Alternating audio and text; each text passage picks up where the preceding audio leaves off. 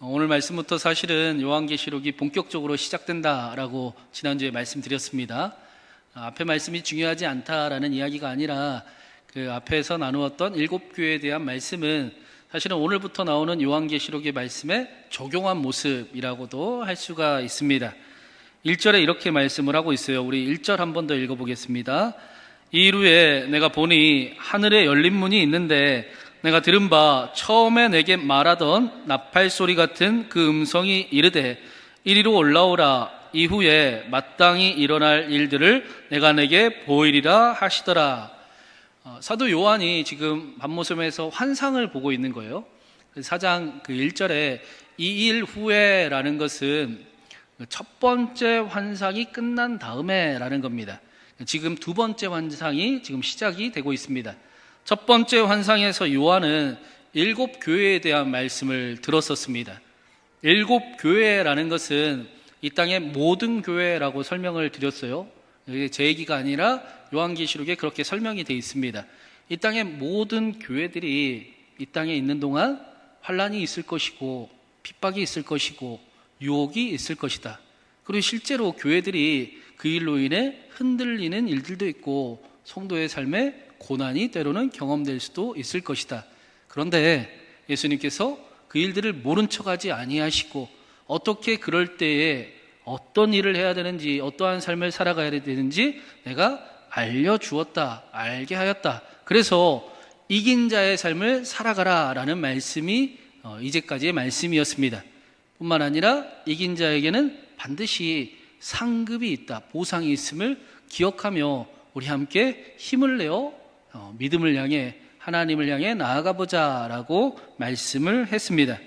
그리고 오늘 말씀 1절에는 사도 요한이 하늘에 열린 문에서 다시금 예수님의 음성을 듣게 돼요. 그리고 이후에 나오는 말씀들은 이미 하늘에 이제 완성된 교회, 이미 승리한 교회, 이미 이긴 교회의 모습을 우리에게 보여주고 있습니다. 이 땅의 교회들이 비록 고난 가운데 있었지만 그러나 이미 이겼다, 이미 이긴 교회들을 보여주시면서 이미 이긴 경기를 우리가 하고 있음을 알려주고 있는 것입니다. 4절에서도 이런 말씀이 있어요. 우리 4절도 한번 읽어보겠습니다. 또 보좌에 둘려 24 보좌들이 있고 그 보좌들 위에 24 장로들이 흰 옷을 입고 머리에 금관을 쓰고 앉았더라. 요한이 보니까 하나님의 보좌에 24 보좌가 있는데 그 보좌에 24 장로들이 앉아 있어요. 흰 옷을 입고 머리에는 금관을 쓰고 앉아 있습니다. 특별히 장로들이 흰 옷을 입고 있는데 그 4대 교회에 대한 말씀을 예수님이 하시면서 이기는 자에 대한 약속이 흰 옷이었거든요. 이긴 자들의 그 장로들의 모습이 지금 요한의 환상에 다시 한번 보여지고 있는 겁니다. 그리고 또 장로들이 보좌에 앉아 있습니다. 예수님께서 라오디게아 교회에게 이긴 자들에게는 내가 내 보좌에 함께 있게 하겠다라고 약속을 해주셨어요. 그러니까 정리를 하면 지금 이기는 자에게 약속하신 그 일이 요한의 환상에 그대로 지금 보여주고 있는 장면을 우리에게 설명하는 겁니다. 이미 이 땅에 이긴 교회, 이미 하늘에 있는 완성된 교회를 우리에게 보여주면서 여전히 이 땅의 교회들이 고난을 받고 있으나 때로는 성도들이 어려움을 당하나 그러나 우리는 이미 이긴 경기를 하고 있음을 기억하라, 그것을 알아야 된다라고 말씀하는 겁니다. 지금의 고난은 반드시 끝이 있기 때문에 주눅들지도 말고 너무 어렵다고 포기하지도 말아라, 그럴 필요가 없다, 우리는 이미 이겼다라고 가르쳐 주는 겁니다. 제가 그 김동호 목사님 이야기를 해드린 적이 있었는데 그 김동호 목사님이 박찬호 씨를 굉장히, 야구선수 박찬호 씨를 굉장히 좋아했대요. 아주 옛날 얘기죠. 박찬호 씨가 메이저리그에 진출을 했을 때입니다. 김동호 목사님이 그 박찬호 씨의 선수의 경기를 너무 보고 싶었어요. 근데 볼 수가 없잖아요. 아예 이제 여기 밤낮이 아예 다르기 때문에 도저히 볼 수가 없는데 그 마음을 알았던 목사님의 아들이 그 박찬호 선수의 경기를 녹화를 해서 목사님께 보내준 겁니다. 드렸어요. 목사님이 어느 날 나를 잡고 이 이제 비디오 녹화로 된 박찬호 선수의 경기를 보게 된 거지요. 그런데 박찬호 선수가 그날 컨디션이 안 좋았는지 1회에 볼을 19개를 던졌다고 합니다. 전혀 볼 컨트롤이 안 되는 날인 것처럼 보였고, 그래서 해설자가 오늘 박찬호 선수 컨디션이 너무 안 좋네요. 저렇게 던지면 안 되는데요 라고 이야기를 한 겁니다. 목사님이 속으로 픽 웃었대요. 안 되긴 뭐가 안 되냐, 이미 잘 됐는데 하면서 픽 웃었다라는 거예요. 그리고는 계속 경기를 봤는데 그러다 5회에서 박찬호 선수가 홈런을 맞습니다. 그러자 컨디션도 안 좋지, 결국 드디어는 5회 홈런을 맞으니까 해설자가 이제는 경기가 끝났다, 오늘은 절대로 이길 수 없다라고 호들갑을 떠는 겁니다. 그러자 목사님이 막 속으로 더 기대가 되더래요. 어떻게 이렇게 망쳤는데 이겼지? 어떻게 이렇게 못했는데 마지막에 이겼지? 뭐 그런 생각이 들더래요. 이제부터는 얼마나 흥미진진한 경기가 펼쳐질 것이 기대가 되더랍니다. 7회 말에 홈런을 맞아도, 8회 말에 홈런을 혹은 맞아도 9회 말에 이미 이긴 경기이기 때문에 포기할 필요가 전혀 없습니다. 포기하지 않습니다. 성경은 우리의 믿음이, 특별히 요한계시록은 이런 것이다, 우리가 받은 소망이 이런 것이다 라고 가르쳐주고 있습니다. 오늘 말씀의 그리스도인들은 이미 이긴 경기를 하는 사람이다 라고 알려줍니다. 여전히 우리의 삶 속에 실수가 남아있고 또 실패를 경험하기도 하지만 우리가 분명히 알아야 될 것은 우리는 끝났다가 아니라 하나님의 과정 안에 지금 살아가고 있다. 하나님이 하나님의 일을, 하나님의 계획을 나의 삶에 여전히 이루어가고 계신다라는 사실입니다. 그것도 우리는 이미 이긴 경기 도중에 있는 사람들입니다. 그러니 홈런 한 번 맞았다고 포기할 필요는 없습니다. 스트라이크를 못 던지고 볼만 계속 던진다라고 포기해서도 안 됩니다. 우리는 이미 이긴 경기를 하고 있기 때문입니다. 사랑하는 여러분, 우리는 이미 이긴 사람들입니다. 그렇죠? 좀 못해도 되잖아요. 그렇죠?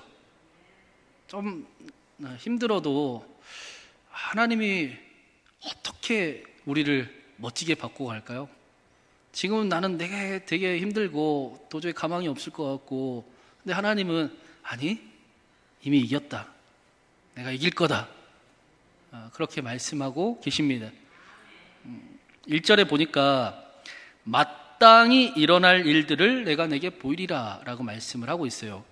그러니까 사도 요한이 환상을 보는데 어쩌다가 일어날 일이 아니라 막연하게 일어날지 안 일어날지 모르는 일이 아니라 마땅히 일어날 일들을 내게 보이리라.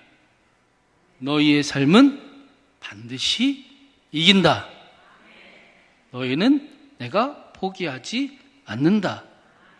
그렇게 가르치는 것입니다. 노년에 반모섬에서 지금 사도 요한은 유배가 돼 있잖아요. 그런 사도 요한에게 이 환상이 얼마나 위로가 됐을지, 힘들지요. 박해는 심해지죠. 고난은 있죠. 그런데 비록 고난 중에 있으나 반드시 끝난다. 그 고난은 끝이 있다. 어려움이 있다고 포기하지 말아라. 이 일은 곧 지나갈 것이고 이미 이긴 경기를 하고 있고 이긴다. 그 약속이 얼마나 위로와 소망이 됐을지 생각을 해보게 됩니다. 예수님께서 요한에게 이미 이긴 교회, 이미 이긴 삶을 우리에게 계속 말씀해 주는 겁니다. 근데 1절 말씀을 다시 한번 자세히 보면 우리 1절 한 번만 더 읽어보겠습니다.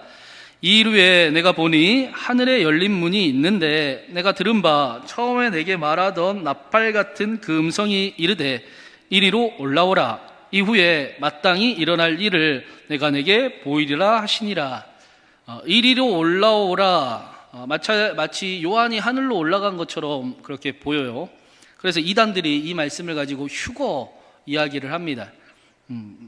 요한이 하늘로 불려 올려진 것처럼 우리도 하나님의 때에 하늘로 올려질 것이다 라고 장난질을 합니다. 휴거라는 단어는 성경에 안 나오는 단어입니다. 그런 일이 이야기를 성경은 하지 않습니다. 사람들은 이상하게 그 때에 관심이 많잖아요. 그렇죠?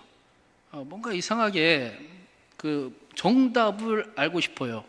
마치 하나님이 되고 싶어하는 마음을 좀 가지고 있습니다. 제자들도 그런 모습이 있었습니다. 그때 제자들에게 예수님께서 때와 시기는 아버지의 고난이다. 너희는 거기에 신경 쓰지 말고 너희 할 일 열심히 해라. 증인이 되라. 라고 말씀을 하셨습니다.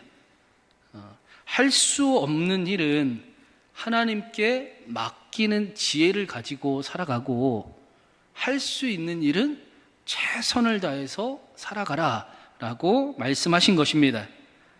또 오늘 말씀을 자세히 보면 예수님께서 이리로 올라오라. 그리고 이후에 마땅한 일을 내게 보이리라 라고 하셨어요. 올라간 게 중요합니까? 올라가서 본 게 중요합니까? 올라가서 무엇을 받는가가 더 중요하죠. 무엇을 받느냐? 2절 3절 한번 더 같이 읽어보겠습니다. 내가 곧 성령에 감동되었더니 보라 하늘에 보좌가 베풀었고 그 보좌 위에 앉으신 이가 있는데 앉으신 이의 모양이 벽옥과 홍보석 같고 또 무지개가 있어 보좌에 둘렸는데 그 모양이 녹보석 같더라. 사도 요한이 예수님의 음성을 듣고 나서 어떻게 됐냐? 성령의 감동이 됐대요. 성령의 감동이 되어 하나님의 나라를 보게 되었다라고 말씀을 합니다.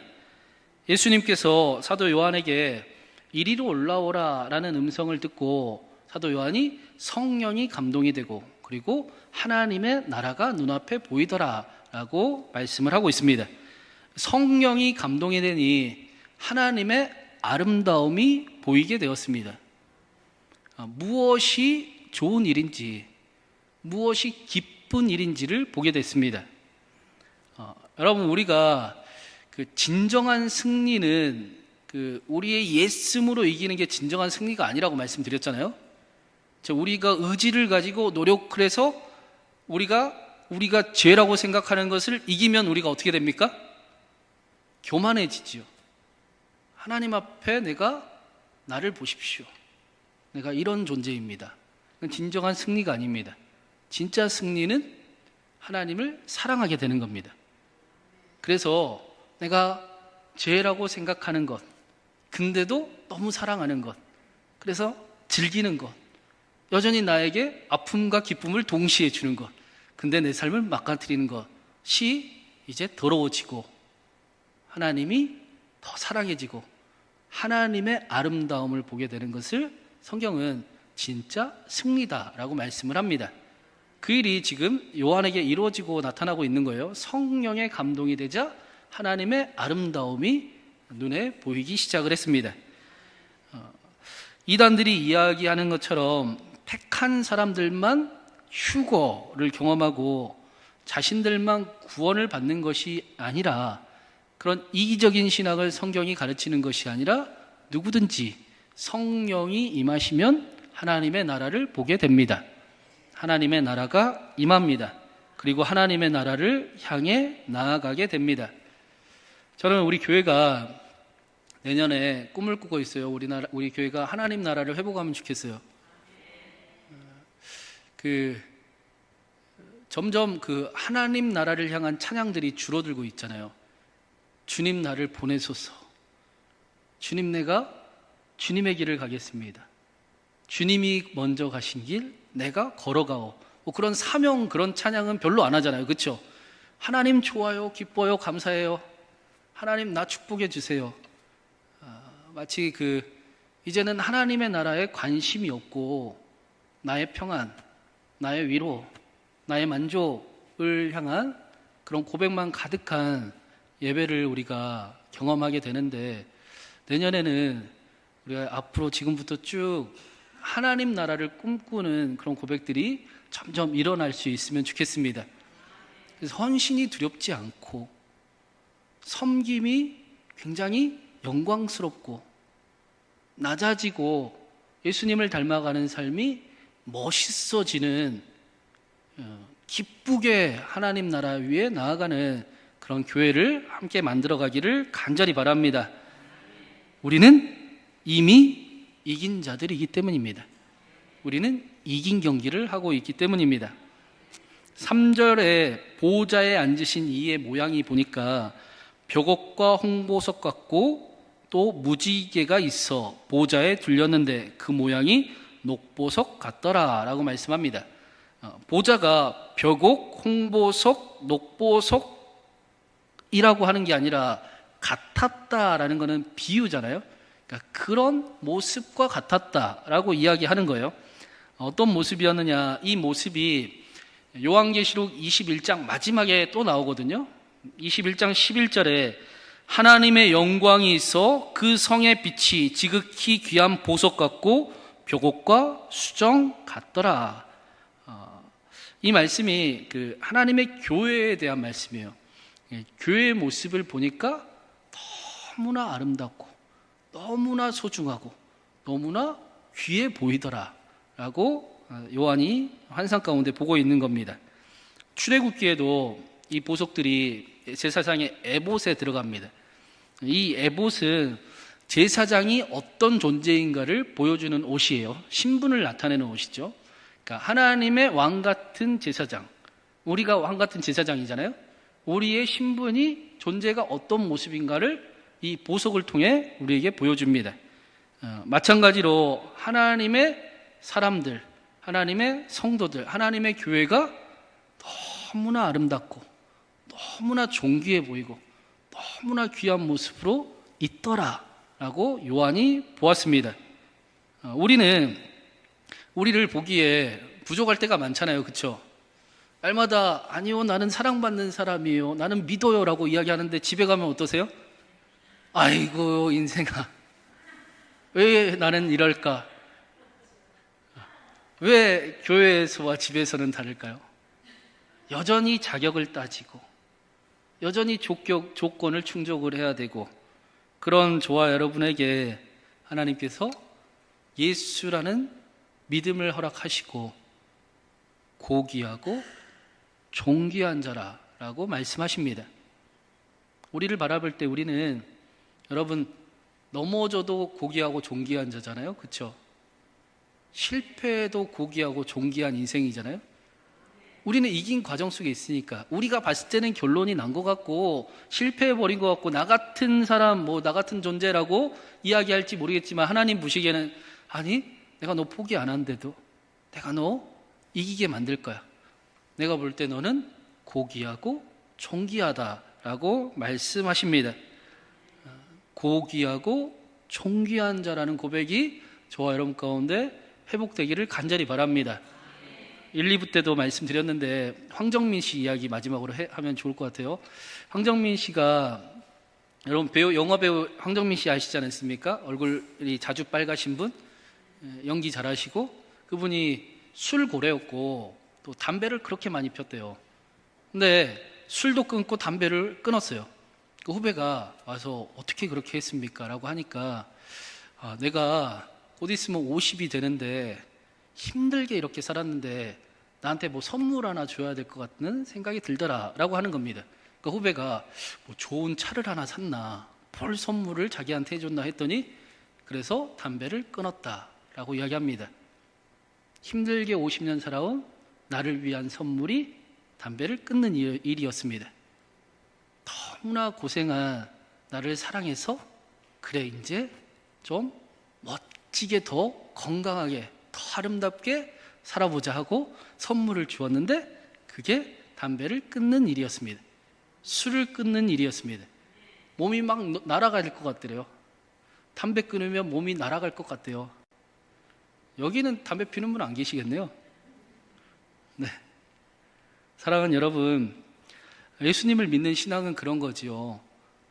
우리는 자꾸 우리가 가치가 없어 보이고 우리는 존재의 이유를 모르겠고 우리가 정말 그 자격이 없어 보이는데 하나님은 계속 예수 그리스도를 통해 아니 너는 내가 보기에 가장 소중해. 너는 고귀하고 존귀한 자라고 가르쳐 주시지 않습니까? 누가 뭐라 해도 나는 너 사랑한다. 나는 다른 사람 아니라 너를 통해 일할 거다. 그러니 나와 함께 일어나자. 너의 기도를 내가 듣고 있다. 내가 너를 축복하고 내가 그 일을 이루게 할 것이다. 이미 이긴 자의 삶을 살아가고 있음을 기억해라. 나와 함께 고귀하고 존귀하게 자신을 사랑하고 자신을 아끼고 대단하고 멋진 인생 살아가자라고 오늘도 말씀하십니다. 하나님의 말씀을 붙들고 멋진 인생 또 조금 더 대단한 인생 그렇게 한 주를 살아가는 저와 여러분 되기를 간절히 바랍니다. 말씀대로 이긴 자의 삶을 살아가는 넉넉함이 또 하나님을 기억할 때 하나님께서 축복하시는 놀라운 응답이 저와 여러분의 삶에 실제로 말씀이 사실인 것으로 경험되길 주님의 이름으로 축원합니다.